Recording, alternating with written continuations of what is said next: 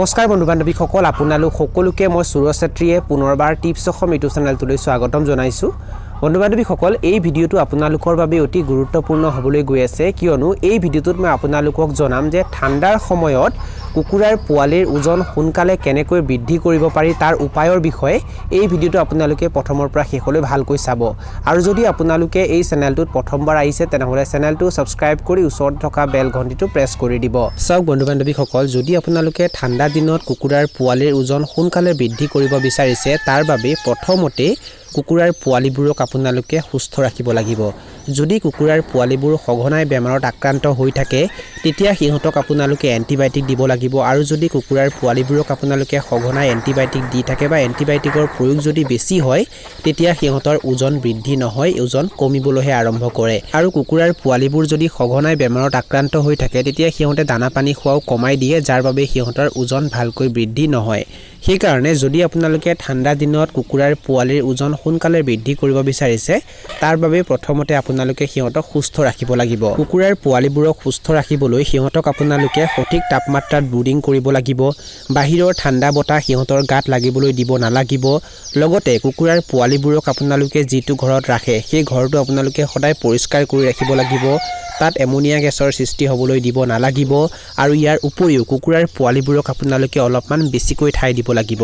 মানে কম ঠাইত আপোনালোকে বেছিকৈ কুকুৰাৰ পোৱালি নাৰাখিব যদি আপোনালোকে কম ঠাইত বেছিকৈ কুকুৰাৰ পোৱালি ৰাখে তেতিয়াও কিন্তু কুকুৰাৰ পোৱালিবোৰৰ ওজন ভালকৈ বৃদ্ধি নহয় ঠাণ্ডা দিনত যদি কুকুৰাৰ পোৱালিৰ ওজন আপোনালোকে সোনকালে বৃদ্ধি কৰিব বিচাৰিছে তেনেহলে তাৰ বাবে দ্বিতীয়তে কুকুৰাৰ পোৱালিবোৰক আপোনালোকে ভাল কোম্পানীৰ দানা খাবলৈ দিব লাগিব ভাল কোৱালিটিৰ দানা খাবলৈ দিব লাগিব আৰু লগতে কুকুৰাৰ পোৱালিবোৰক আপোনালোকে যিবোৰ বাচনত দানা খাবলৈ দিয়ে সেই বাচনসমূহ আপোনালোকে খালী হ'বলৈ দিব নালাগিব সেই বাচনসমূহত অনবৰতে দানা থাকিবই লাগিব যাতে কুকুৰাৰ পোৱালিবোৰে দানা খাই থাকিবলৈ পায় কুকুৰাবোৰে যদি অনবৰতে দানা খাই থাকিবলৈ পায় তেতিয়া সিহঁতৰ ওজন সোনকালে বৃদ্ধি হয় ঠাণ্ডা দিনত যদি কুকুৰাৰ পোৱালিৰ ওজন আপোনালোকে সোনকালে বৃদ্ধি কৰিব বিচাৰিছে তেনেহলে তাৰ বাবে তৃতীয়তে কুকুৰাৰ পোৱালিবোৰক আপোনালোকে বেছিকৈ পানী খাবলৈ দিব লাগিব কুকুৰাৰ পোৱালিবোৰক যদি আপোনালোকে বেছিকৈ পানী খাবলৈ দিয়ে তেতিয়া সিহঁতৰ খোৱা খাদ্যবোৰ সোনকালে হজম হয় যাৰ বাবে সিহঁতে আৰু বেছিকৈ খাদ্য খায় আৰু কুকুৰাৰ পোৱালিবোৰে যদি বেছিকৈ খাদ্য খাই থাকে তেতিয়া সিহঁতৰ ওজনো সোনকালে বৃদ্ধি হয়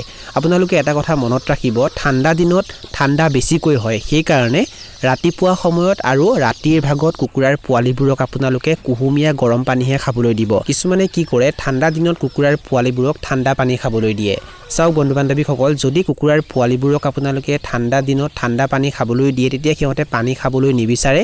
যাৰ বাবে সিহঁতৰ মাজত ডিহাইড্ৰেচনৰ সমস্যাই দেখা দিয়ে আৰু ঠাণ্ডা দিনত কুকুৰাৰ পোৱালিবোৰে যদি ঠাণ্ডা পানী খায় তেতিয়া সিহঁতৰ চৰ্দি লাগে আৰু চিআৰডি হয় যাৰ বাবে সিহঁতে দানা পানী খোৱা কমাই দিয়ে সিহঁতৰ ওজন কমিবলৈ আৰম্ভ কৰে আৰু সিহঁতৰ মৃত্যু হয় সেই কাৰণে ঠাণ্ডা দিনকেইটাত আপোনালোকে ৰাতিপুৱা সময়ত আৰু ৰাতিৰ ভাগত সিহঁতক ঠাণ্ডা পানী খাবলৈ নিদিব কুহুমীয়া গৰম পানী খাবলৈ দিব ঠাণ্ডা দিন আৰম্ভ হোৱাৰ লগে লগে আমি আমাৰ কুকুৰাৰ পোৱালিবোৰক ঠাণ্ডা পানী খাবলৈ নিদিওঁ কুহুমীয়া গৰম পানী খাবলৈ দিওঁ যাৰ বাবে আমাৰ কুকুৰাৰ পোৱালিবোৰ ঠাণ্ডা দিনতো সুস্থ থাকে সিহঁতৰ ওজনো ভালকৈ বৃদ্ধি হয় বন্ধু বান্ধৱীসকল যদি আপোনালোকে ঠাণ্ডা দিনত কুকুৰাৰ পোৱালিৰ ওজন সোনকালে বৃদ্ধি কৰিব বিচাৰিছে তেনেহলে 4 নম্বৰতে সিহঁতক আপোনালোকে এই ভিটামিনটো খাবলৈ দিব এই ভিটামিনটোৰ নাম হৈছে ভিমাৰেল আৰু যদি আপোনালোকে এই ভিটামিনটো কুকুৰাৰ পোৱালিবোৰক খাবলৈ দি থাকে তেতিয়া সিহঁতৰ ৰোগ প্ৰতিৰোধ ক্ষমতাও বৃদ্ধি হয় যাৰ বাবে যিকোনো বেমাৰে সিহঁতক সহজতে আক্ৰমণ কৰিব নোৱাৰে লগতে সিহঁতৰ ওজনো সোনকালে বৃদ্ধি হয় এই ভিমাৰেল ভিটামিনটো যদি আপোনালোকে সপ্তাহত 3 দিন দিনত এবাৰ সন্ধিয়া সময়ত পানীত মিহলি কৰি কুকুৰাৰ পোৱালিবোৰক খাবলৈ দিয়ে তেতিয়া সিহঁতৰ ৰোগ প্ৰতিৰোধ ক্ষমতাও বৃদ্ধি হ'ব লগতে সিহঁতৰ ওজনো সোনকালে বৃদ্ধি হ'ব ঠাণ্ডা দিনত যদি কুকুৰাৰ পোৱালিবোৰৰ ওজন আপোনালোকে সোনকালে বৃদ্ধি কৰিব বিচাৰিছে তেনেহলে 5 নম্বৰতে কুকুৰাৰ পোৱালিবোৰক আপোনালোকে মাজে মাজে লিভাৰ টনিকো খাবলৈ দিব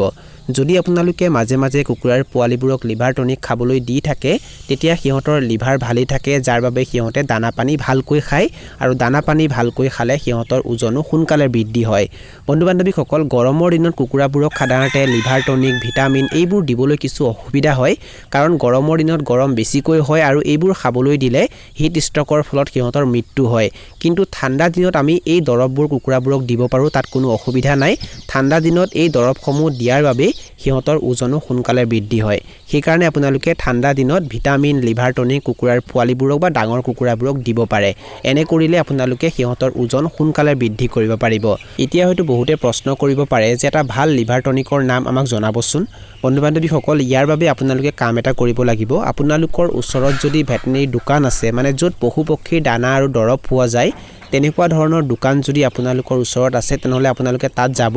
আৰু তাত গৈ আপোনালোকে ক'ব যে কুকুৰাৰ পোৱালিবোৰক খাবলৈ দিব পৰাকৈ এটা ভাল লিভাৰ টনিক দিব আৰু তেওঁলোকে আপোনালোকক এটা ভাল লিভাৰ টনিক দিব আৰু সেই লিভাৰ টনিকটো আপোনালোকে আনি কুকুৰাৰ পোৱালিবোৰক খাবলৈ দিব আৰু সেই লিভাৰ টনিকটো কুকুৰাৰ পোৱালিবোৰক কেনেকৈ খাবলৈ দিব লাগে সেই বিষয়ে আপোনালোকে পাৰিলে সুধি ল'ব নাইবা লিভাৰ টনিকৰ বটলতো লিখা থাকে আৰু সেই অনুসৰি কুকুৰাৰ পোৱালিবোৰক আপোনালোকে লিভাৰ টনিক দিব পাৰে বন্ধু বান্ধৱীসকল এইখিনি আছিল কিছু তথ্য মই আপোনালোকক জনালো আৰু যদি আপোনালোকে ভিডিওটো চাই ভাল পালে আৰু ভিডিওটোৰ জৰিয়তে কিবা এটা শিকিব পাৰিছো বুলি ভাবে তেনেহলে অনুগ্ৰহ কৰি ভিডিওটো লাইক কৰি দিব আৰু যিমান পাৰে ভিডিওটো নিজৰ বন্ধুবৰ্গৰ মাজত আৰু পৰিয়ালবৰ্গৰ মাজত শ্বেয়াৰ কৰি দিব এই ভিডিওটো এইখিনিতে সামৰণি মাৰিছো ধন্যবাদ